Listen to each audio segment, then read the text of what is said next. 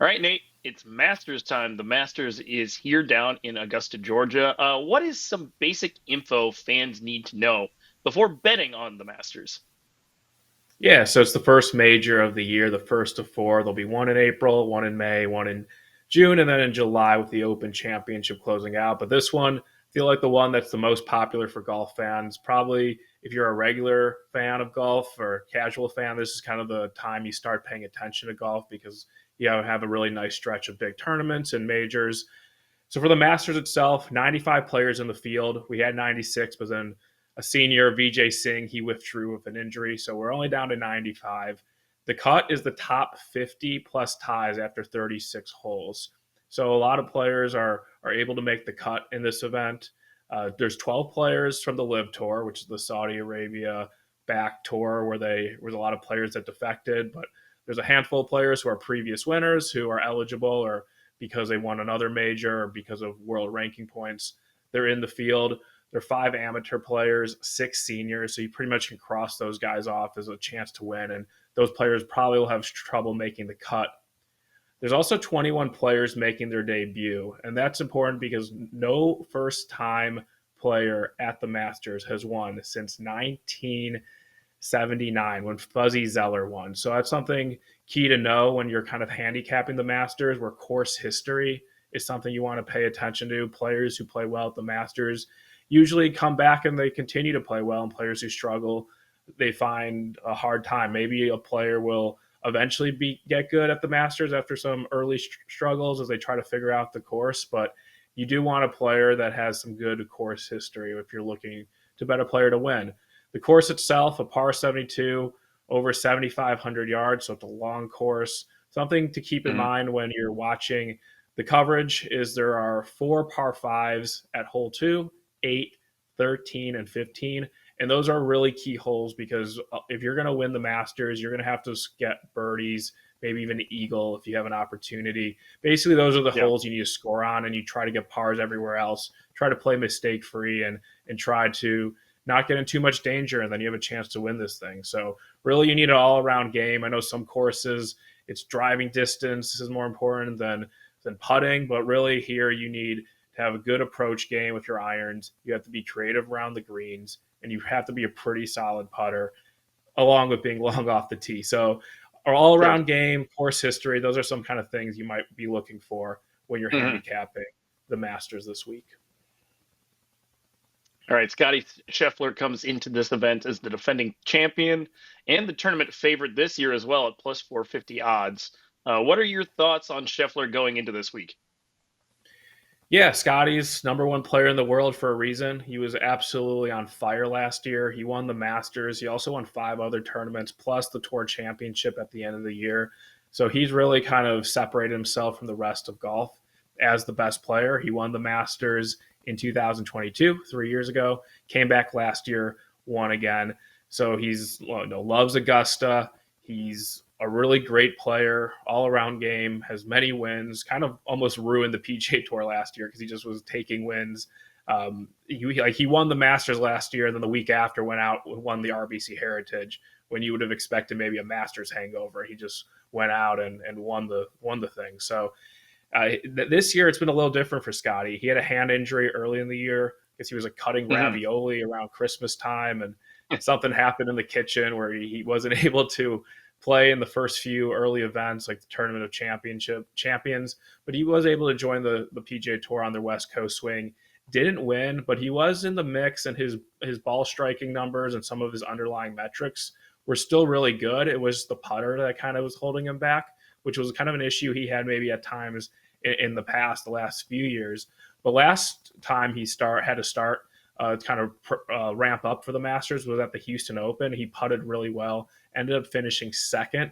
So he doesn't have a win this year, but he Mhm. is definitely the deserved favorite here and a dangerous player. But at plus 450 odds, not really someone I want to bet on. Just the odds are too Sure. short to win a major for me with a couple other good players in this field that I'll get to. Basically, if you are going to bet Scheffler, that's kind of like the only guy you can bet because if you add more players and kind of like lessens the payout that you're going to get. So if I was just going to bet Scheffler, it would, or if I Hmm. was thinking about betting Scotty Scheffler, I would just bet Scotty Scheffler, and that's it. But I kind of want to Yeah, take a different approach where I'm going to take a few players down the board. sure. Another guy, Rory McIlroy, comes in right behind Scotty Scheffler in the odds. He's at around six plus 600. Could this be the year Rory wins his first green jacket? Yeah, it could be. The form is really good. I mentioned Scotty, the number one player in the world, but just in terms of what's happened in 2025, I'd say Rory is the best player in the world. He won at Pebble Hmm. Beach 2 months ago, won the Players Championship in March, which is a big event for him personally because he's such a spokesperson for the PGA Tour, and that's the Yeah. players' big tournament in terms of the PGA Tour, their the biggest event that they host. So Rory, it's a lot of eyes are going to be on him because of what he's done this year. A lot of eyes are going to be on him because he hasn't won a major in 11 years, amazingly. Almost got one last year at the U.S. Open at Pinehurst, but fell short against Bryson DeChambeau. So it kind of just adds to the pressure of Rory, who won all these majors early in his career. And he has a lot of wins all over the world since then, but not the major. And that's kind of how he's Yeah. judged in terms of his kind of his legacy. And he hasn't won the Masters ever. He's won the other three majors, but the Masters is the one that's eluding him from getting the career Grand Slam. He's had chances back in 2011, 14 years ago. He had a 4-shot lead going into the final round, and he ended up with a Sunday 80 to really take himself out Wow. of the picture. He finished Hmm. 15th that year. So Rory's had some good finishes at the Masters, but it's kind of like this mental hurdle at this point for Rory. And kind of the big question is, will he be able to get it done here in such good form? It kind of feels like it has to be this year. I mean, it could be a Yeah. future year, but like this is his best chance in a while to win the Masters. But again, like Scheffler, if you're going to bet Rory, you kind of just have to bet Rory at plus 600. There's some plus 650 out there. But if you feel confident in Rory, I won't talk you out of it. You can't really bet any other Hmm. players if you kind of want a really good, ROI for the Masters this week. So not interested in For the sure. price, but it wouldn't be surprised me if Rory won. And I kind of hope he does just because he's a good player, a good guy, and it'd be cool to see him break through, not just in a major, but specifically at Augusta National. Definitely. All right, Nate. Who was your first bet to win the Masters this week? Yeah, so last week I was out of town, so I wanted to get a Masters bet before, so I wasn't scrambling or maybe not missing out on the best Sure. number. And the first player I took, Shane Lowry, got him at 50 to 1. He's also out there 45 to 1. I would take this down to 40 to 1. First bet I made for the Masters. He's made the cut in his last 5 Masters. Best finish was a T3 in 2022.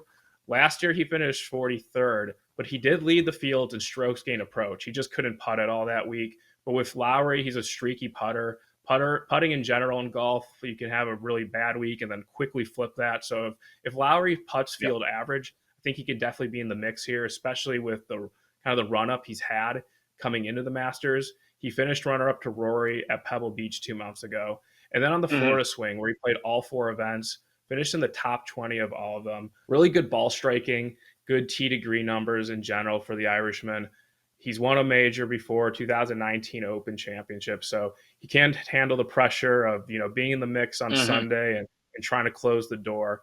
Really like Lowry this week because of the course history that he's had recently, but also the form that he's showed in 2025. For sure.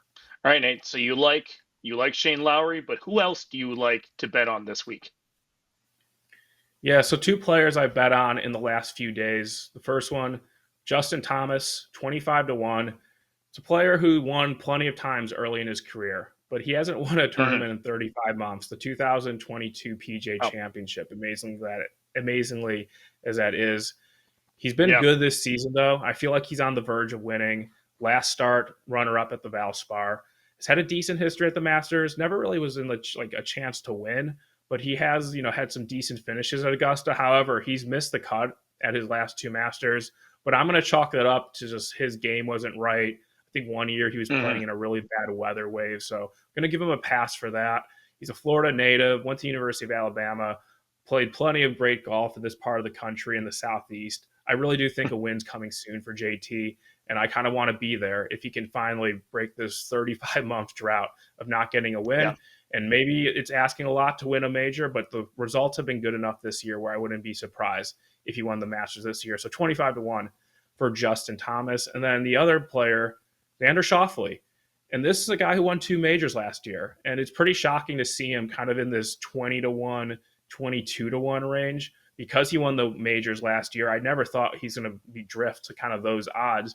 But he started the year with a rib injury, missed all the West Coast swing, hasn't been really good. But he did pop 2 weeks ago or 3 weeks ago at the Valspar Championship when he led the field in strokes gained approach. Really solid track record. Finished tied for second when Tiger won 6 years ago. Third in 2021, where he got outdueled by Hideki Matsuyama on Sunday and throughout the weekend. But then he finished 10th and 8th the last 2 years. So he's shown some pretty good form at Augusta. And I think because of this injury and because he hasn't been good on the greens or driving the ball, we are getting a price discount on Xander. And it's a little scary going for a player not in good form going into Augusta and has really haven't had any success because of that injury this season. But it's a really tempting price that I bid on. I thought a 25-1 out there. I'd be good with Xander at 22-1. If it wasn't for the injury, I think he'd be the third favorite behind Scotty and Rory. So I feel like we're getting a pretty good price discount on Xander. He did flash something in his game with the approach numbers at the Valspar. If he can continue that, maybe fix some stuff with around the greens with putting. He's traditionally a good putter. So maybe he can find the game this week at Augusta, a place where he's had some success. So Xander Schauffele, too good of a number to pass up for me at 20-1. For sure. With all that said, Nate, who are some other players you are thinking about betting this week? Yeah, so I want another player, looking closely at another player who's kind of in the Xander mold where he's not in good form, but he does have a win this year, so that's going in his Yeah. favor. As Ludwig Aber, the big Swede, 25 years old, he finished second at his Masters debut.